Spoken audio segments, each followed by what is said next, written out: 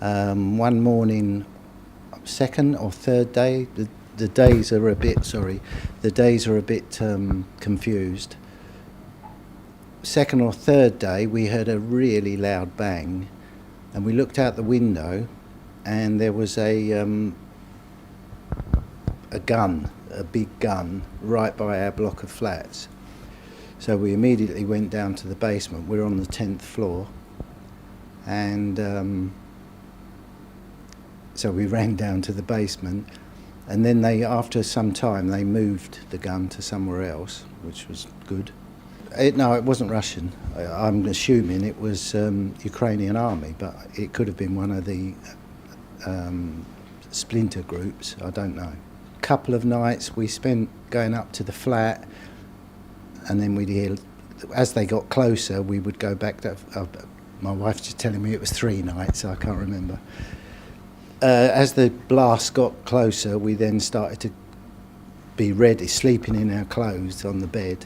I think one morning my wife Tanya said to me that our flat had been hit, and it was on fire.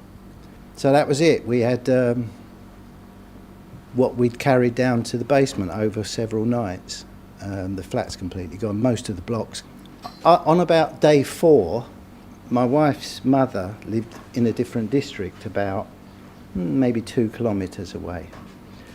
And obviously she was worried. And she lives in an old block, so you can imagine the basement's not great. So she wanted to go and get her mum, so we set off with the dog. And we'd gone about maybe 500-600 metres. And there were two soldiers, again, Ukrainian soldiers, I don't know who they were. And my wife spoke to them and said, "Is it okay to continue?" And they said yes. And we walked about 20 metres, and a shell hit the road about 15 metres from us. They'd taken, 8 buses and put them all across the roads, blocking everything, smashed them to pieces, and obviously burst the tyres, so it was more difficult to move them. But then we heard a rumour that not Ukraine army, one of the militias, I'm not sure, it could have been Azov, but I can't remember, were at the port,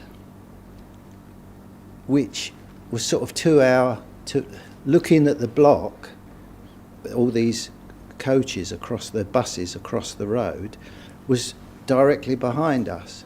So if they were going to try and hit the Russian tanks as they were trying to clear the road, it put us in a direct line of fire.